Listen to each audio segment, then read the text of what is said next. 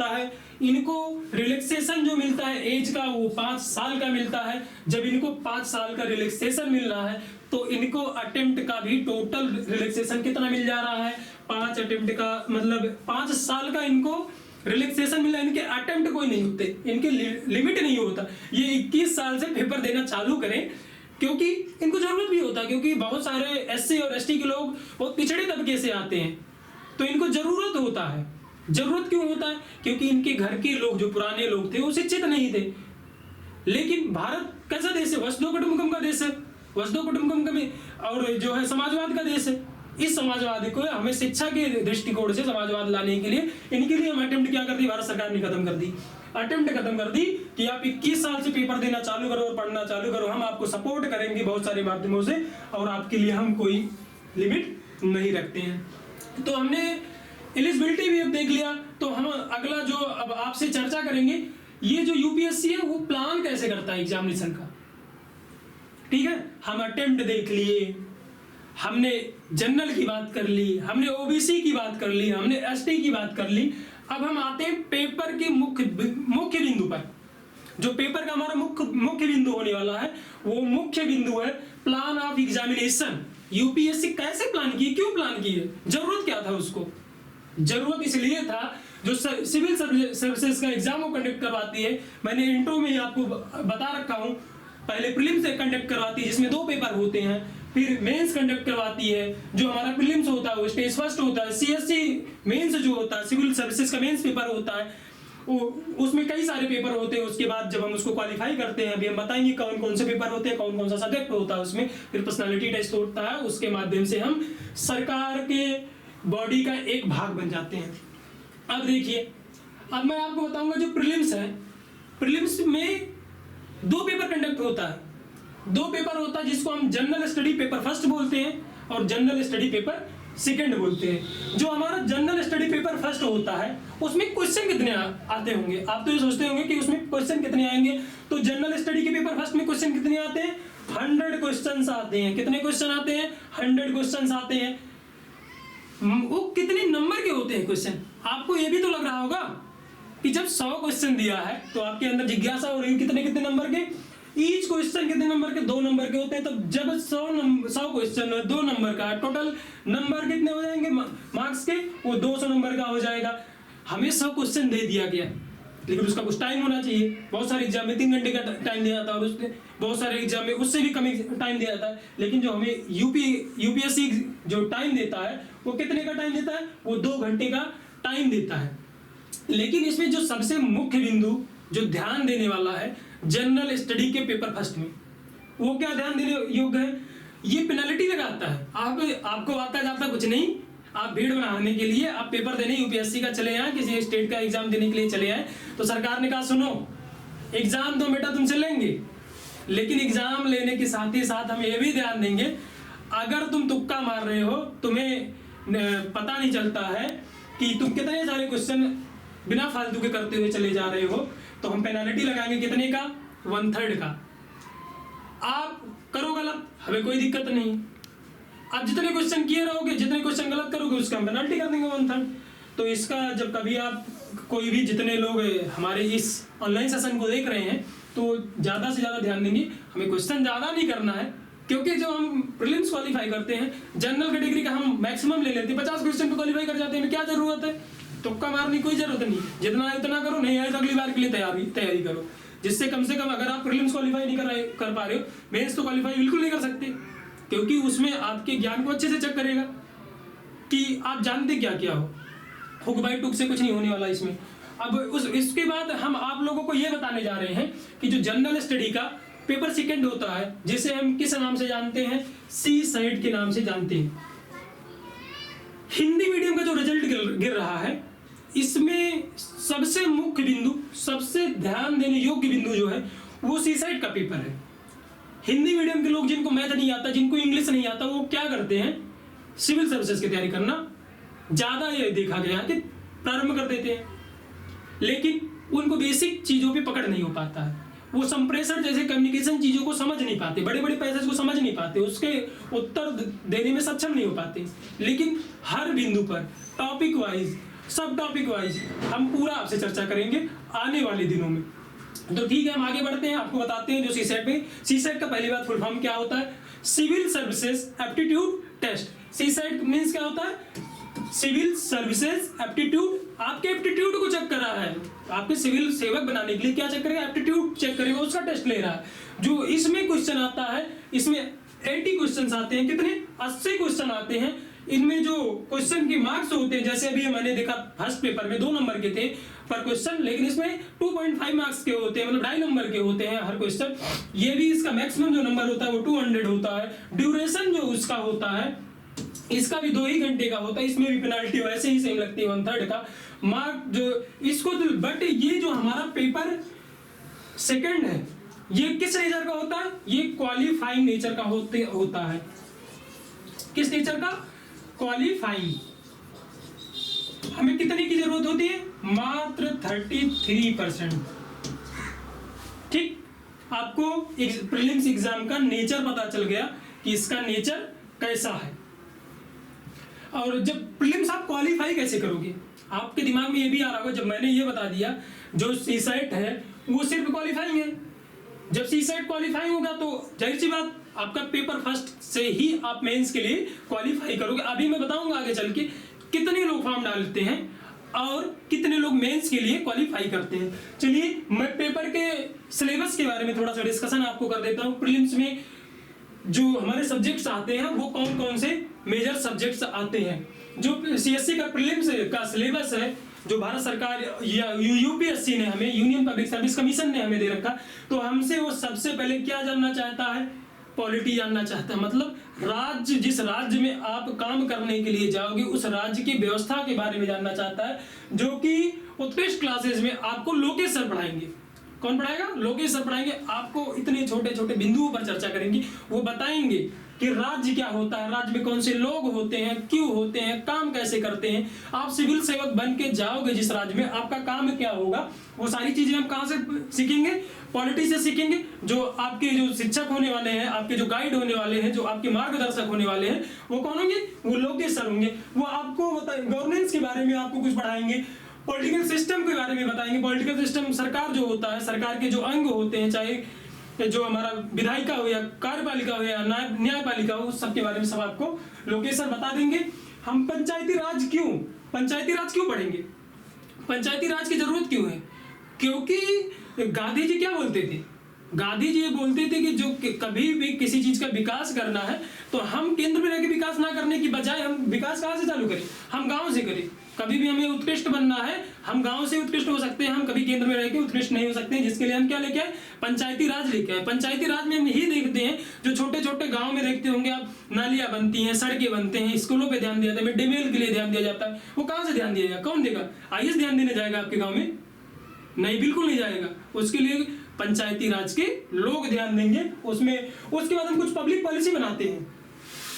Public policy क्या बनाएंगे, public policy बनाएंगे क्यों, हमें जरूरत क्यों है, हम उज्ज्वला योजना क्यों लेके आएंगे, उज्ज्वला योजना इसलिए लेके आएंगे, हमें अपने प्रदूषण को कम करना है, हमें वुमेन एम्पावरमेंट को ध्यान देना है। ये हमारा बहुत बड़ा सोशल इशू है। हम अपने महिलाओं से हम क्या करें, हम पूरी जिंदगी वही जो है उनके अंदर धुआं लेके जाएं, हमें धुआं देने की जरूरत नहीं। हमें उज्ज्वला योजना के माध्यम से हमें भारत सरकार कह रही है तुम गैस लेके जाओ, हम तुम्हें फ्री में गैस दे रहे हैं। हम कुछ राइट और इश्यूज के बारे में बात करेंगे, फंडामेंटल राइट्स के बारे में बात करेंगे, फंडामेंटल ड्यूटीज के बारे में बात करेंगे। क्या हम सरकार को वोट देके छोड़ दें? हमें सरकार को वोट देके नहीं छोड़ना है। हमारी मूलभूत जरूरत है, हमें रोटी चाहिए, हमें कपड़ा चाहिए, हमें मकान चाहिए, हमें शिक्षा चाहिए। हम किससे मांगेंगे, हम सरकार से मांगेंगे। ये सब कहां से जानेंगे, हम ये सब सारी चीजें पॉलिटी से जानेंगे। पॉलिटी के बाद जो हमारा दूसरा सेक्शन आता है वो कौन सा होता है, हिस्ट्री होता है। हिस्ट्री ही तो आपको बताता है, आपका इतिहास ही बताता है ना कि मानो बहुत कम चीजों में रहना कैसे सीखा था, उसने घर क्यों बनाया, घर कैसे बनाया, वो पहले अपना जीवन यापन कैसे करता था, उसने अपने संस्कृति का जो विकास किया कैसे किया, जो सभ्यता था उसको आज तक सजोकर कैसे रखा है। इसको हम कहां से जानेंगे, इसको हम इतिहास के माध्यम से जानेंगे। हम कई सारे मूवमेंट्स को देखेंगे, जो ब्रिटिशर आए थे, अंग्रेज आए थे हमारे भारत में, उन लोगों के माध्यम से कितना विकास हुआ, कितना नुकसान हुआ, वो सारी चीजों का हम अलग अलग टीचरों के माध्यम से हम चर्चा करेंगे आने वाले दिनों में। फिर उसके बाद जो अगला बहुत इंपॉर्टेंट सेगमेंट आ जाता है यूपीएससी के प्रीलिम्स एग्जाम में और पीसीएस में भी, वो होता है आपका ज्योग्राफी। जब आप इतिहास को जान गए, इतिहास जानेंगे कहां से, किस चीज का इतिहास? जब कोई पृथ्वी ही नहीं, कोई धरा ही नहीं है, इतिहास आया कहां से? उसको जानने के लिए हमें जरूरत होता है भूगोल का। भूगोल मतलब जियोग्राफी। किसका ग्राफ जानेंगे हम? पृथ्वी का ग्राफ जानेंगे। उस ग्राफ में हम देखेंगे फिजिकल देखेंगे, मतलब प्राकृतिक देखेंगे, पर्वत देखेंगे, पहाड़ देखेंगे, मैदान देखेंगे, नदी देखेंगे। हम सारी चीजों पे एक एक करके चर्चा करेंगे अभी आने वाले दूसरे क्लासेस में। उसमें हम देखेंगे सोशल, सामाजिक चीज देखेंगे। क्या भूगोल के माध्यम से सिर्फ हम प्रकृति के बारे में जानेंगे? प्रकृति ही तो बताएगी हमारा जो सामाजिक जीवन है वो कैसा है और कैसा रहेगा आने वाले समय में, क्यों हमें किन किन चीजों में सुधार करना चाहिए और पहले कैसे था। उसके बाद देखेंगे इन प्राकृतिक और सोशल एस्पेक्ट से जो हमारे टर्म्स हैं उनसे हमारे इकोनॉमी पे कैसे प्रभाव पड़ रहा है, हमारे देश पे कैसे प्रभाव पड़ेगा, हमारे लोगों पर कैसे प्रभाव पड़ेगा।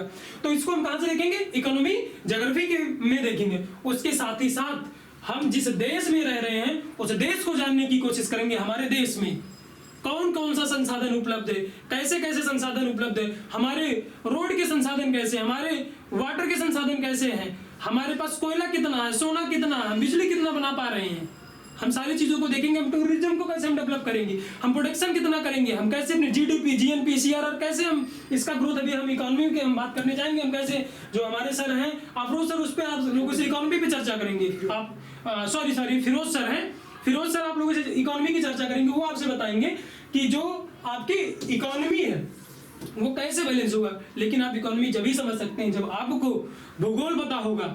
जब आपको भूगोल पता होगा तभी आपको इतिहास पता हो सकता है। जब आपको इतिहास और भूगोल पता होगा तब आप किसी एक राज्य में काम करने के लिए जाएंगे जिसके लिए हमें पॉलिटी की जरूरत पड़ेगी। लेकिन इन सारी चीजों के लिए हमें एक चीज की और जरूरत पड़ेगी, वो जो होते हैं आर्थिक मतलब आर्थिक विकास के लिए हमें जरूरत होता है। जब हमारे पास पैसे होंगे तभी तो हम किसी राज्य में काम करने के लिए जाएंगे। हम जब जानेंगे जो है आर्थिक पहलुओं से कि इस राज्य में, इस देश में कौन सा संसाधन है, वो सारी चीज बहुत विस्तार से आर्थिक परिप्रेक्ष्य में कहाँ पता चलता है, वो इकोनॉमी के माध्यम से पता चलता है। इकोनॉमी से ही इन सारे मुख्य पहलुओं पे चर्चा करने के बाद इकोनॉमी से हम क्या करते हैं? सोशल डेवलपमेंट करते हैं, सस्टेनेबल डेवलपमेंट करते हैं। सोशल डेवलपमेंट का हमें विकास ये नहीं करना कि हमें घर बना लेना है। हमें घर बनाने से हमारा विकास नहीं होने वाला। हम बड़ी बड़ी कंपनियां लगा ले, हमारा विकास नहीं होने वाला।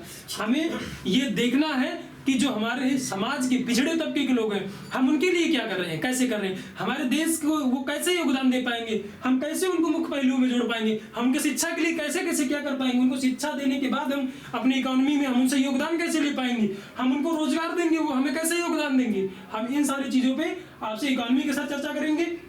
वो पॉवर्टी पे आपसे बात करेंगे, वो जो डेमोग्राफी डिविडेंड है उस पर बात करेंगे।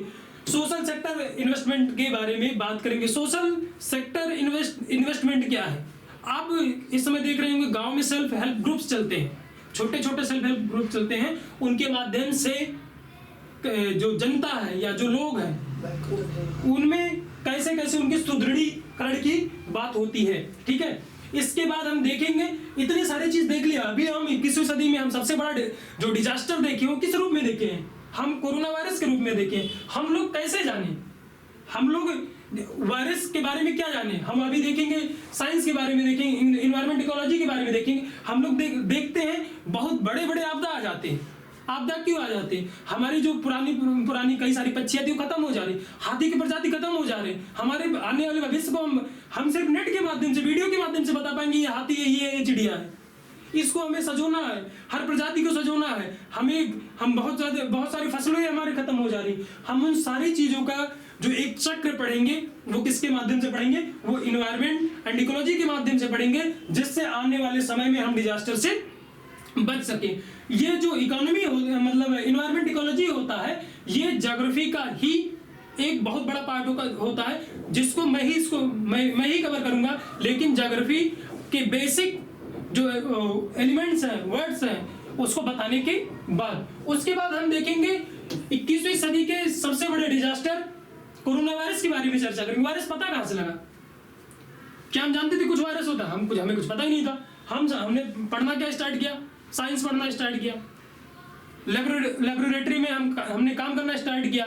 हमने इसमें ये पढ़ा कि वायरस होता है। अभी देखे, पहले हम जैसे कोरोना वायरस देखे, अभी ओमिक्रॉन आ चुका है। तो इस आपदा से निकलने के लिए हमें काम किस में करना पड़ेगा? हम साइंस और टेक पे काम करेंगे। अभी हमारे बहुत बड़े बड़े फाइटर्स आ रहे हैं, बहुत बड़े बड़े प्लेन्स आ रहे हैं। क्यों? हमारे सिक्योरिटी को मेंटेन करने के लिए, जिसके बारे में हम क्या पढ़ते हैं? साइंस एंड टेक पढ़ते हैं, टेक्नोलॉजी के बारे में जानते हैं, हम टेक्नोलॉजी से अपडेट होते हैं। जीएसएलवी क्या होता है, पीएसएलवी क्या होता है, उसमें कौन कौन सा ईंधन यूज किया होता है, मैक क्या होता है, हम सारी चीजों का एक एक करके डिस्कशन आने वाले क्लासेस में करेंगे। लेकिन इन सारे पहलुओं को हम किसके साथ समावेश करेंगे? जो एग्जाम चाहता क्या है आपसे? क्या आपको स्टैटिक्स पोर्शन से सारे एग्जाम कंडक्ट करवा लेगा यूपीएससी? नहीं, यूपीएससी या पीसीएस आपसे यही चाहता है कि आपको जो आपके पिछले 1, 2, 3 सालों में, मुख्यतः 1 साल में जो कंडीशंस हुए हैं, जो कार्य आपके सामने आ रहे हैं, जैसे कोई पार्लियामेंट में कोई संशोधन लाया जा रहा है, कोई वायरस आ रहा है, कोई नई टेक्नोलॉजी आ रही है, हम अपनी सिक्योरिटी को मेंटेन कर रहे हैं, हम इसको कहां से हम पाएंगे?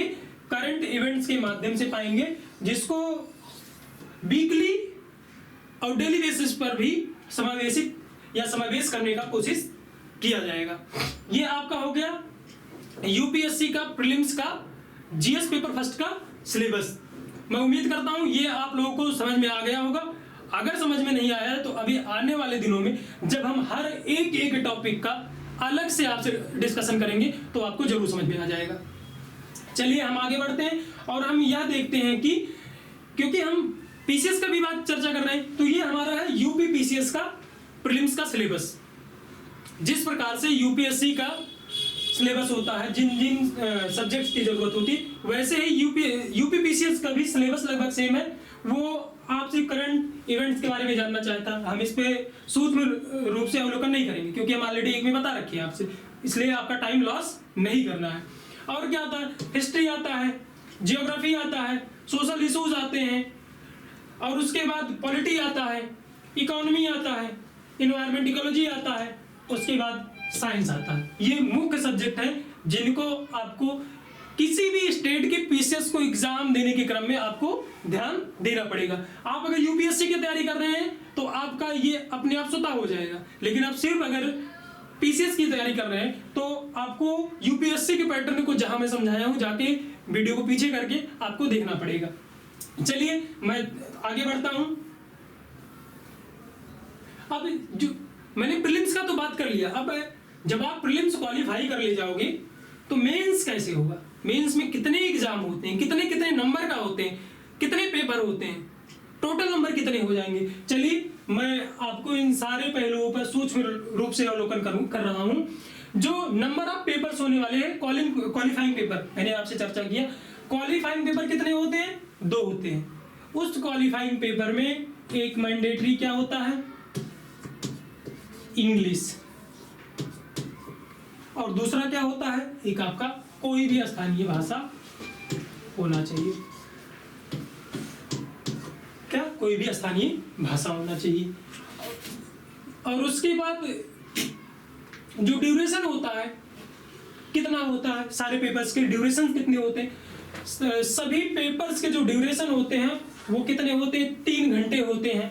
क्वालिफाइंग पेपर जो होता है वो 300 नंबर का होता है। कितने नंबर का होता है? 300 नंबर का होता है। क्वालिफाइंग से ही आप समझ गए होंगे आपको बहुत ज्यादा विशेषज्ञ बनने की जरूरत नहीं है। आपको बहुत कम नंबर के साथ अपने मिनिमम एलिजिबिलिटी को बस क्रॉस करना है, बहुत ज्यादा मेहनत नहीं करना है। मेहनत आपको कहाँ करना है मैं अभी आगे आपसे बताता हूँ। आपको कितने % नंबर लेके आने?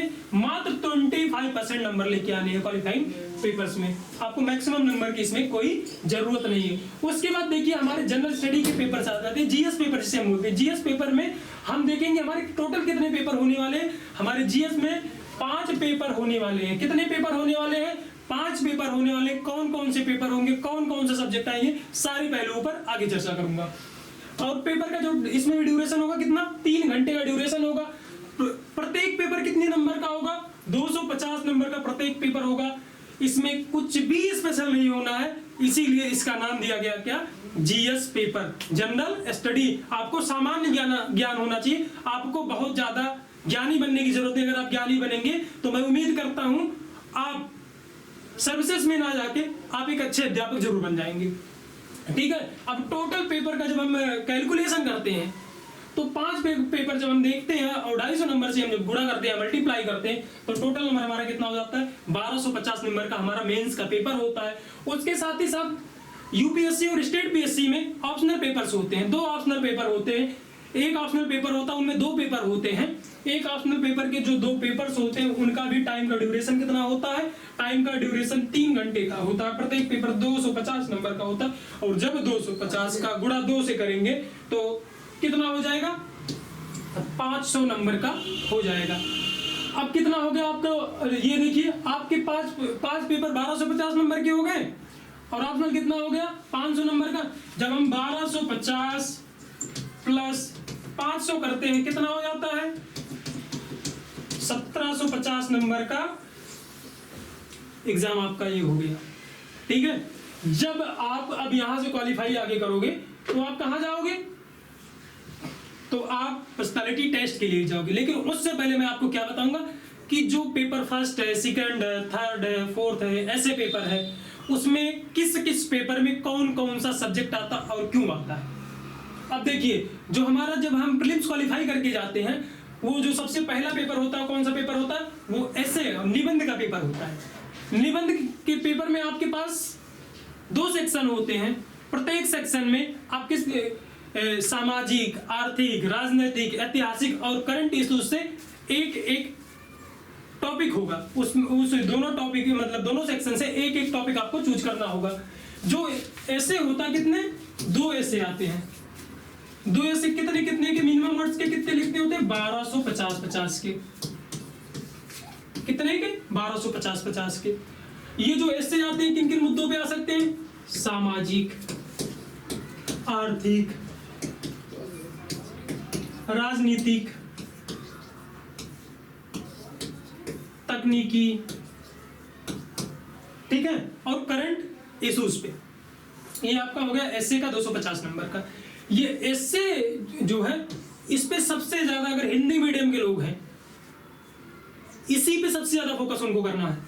अभी मैं आगे आने वाले टाइम में आपको बताऊंगा कैसे फोकस करना है, क्यों फोकस करना है, मैक्सिमम नंबर आप किसमें और कितना तक ला सकते हैं। इसमें जो अभी तक का जो मैक्सिमम मार्क आया है